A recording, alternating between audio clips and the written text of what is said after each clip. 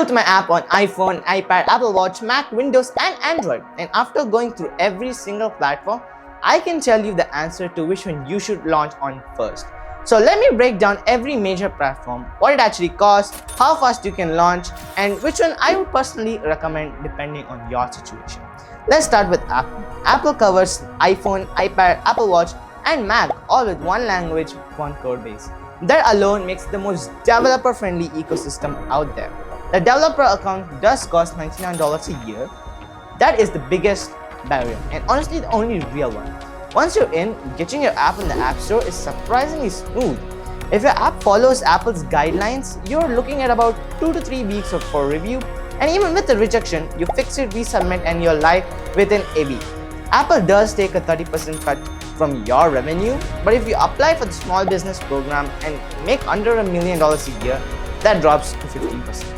The guidelines are strict. Some people find that frustrating. I actually found it useful. It forced me to build a cleaner, better app, and when you look at your App Store screenshots on the iPhone, the app looks premium. That matters more than people think.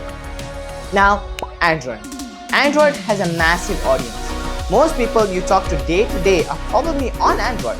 The Play Store developer account is a one-time fee of $25, which is significantly cheaper than Apple.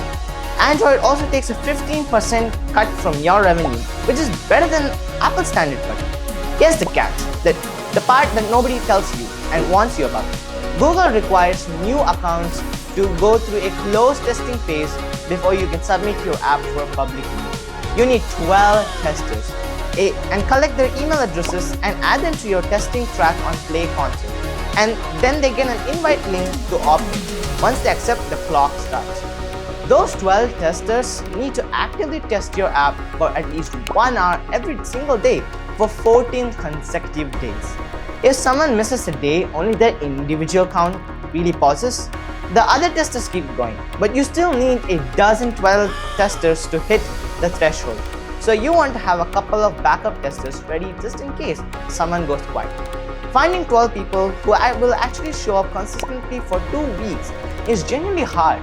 This is not a technical challenge, it's a logistics challenge. And it is the biggest reason why Android is not the best platform to start with, even though the audience is huge. Once you're past that wall though, it is a solid platform. Moving on to Windows. Windows, this one surprises people. Windows is the cheapest option by far. And you can actually start for free, no account fee required to distribute your app. You just need a website for people to download it from. And you're live. If you want a core signing certificate so that Windows Defender does not flag your app as a potential virus, that costs around $19, but even that is optional when you're starting out. The thing to keep in mind with Windows is that a standalone desktop app needs to offer real computer level value to get traction. It works best as a companion app to a mobile app, something that gives your existing users a better experience on their laptop or PC. 70% of computers in the world run Windows, so the reach is there. Now, Linux. Short answers, unless you're building something specifically for servers or for developers who use Linux as their daily environment, this is not where you start. Linux is a real platform, but it's not a niche one, and it's not where your average app user is. So here's my verdict. If you have the $99, start with Apple. You launch faster than any other platform, your app will look better than it will anywhere else, and the quality bar Apple enforces you will actually make you a better developer. I build records on Apple first, and that was the right call. If you do not have the money right now, start with Windows.